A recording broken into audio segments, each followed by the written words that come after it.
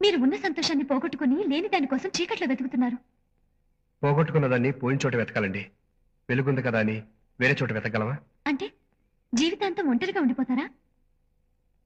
ఒంటరిగా ఎందుకుంటాను? నేను ప్రేమించిన వాళ్ళని చూస్తూ బతికేస్తాను. చూస్తూ బతికేస్తాను, తలుచుకుంటూ గడిపేస్తాను, ఇలాంటివన్నీ వింటానికే బాగుంటాయండి. చేయడానికి కూడా బాగుంటాయండి. అందుకు ఉదాహరణ మీరే.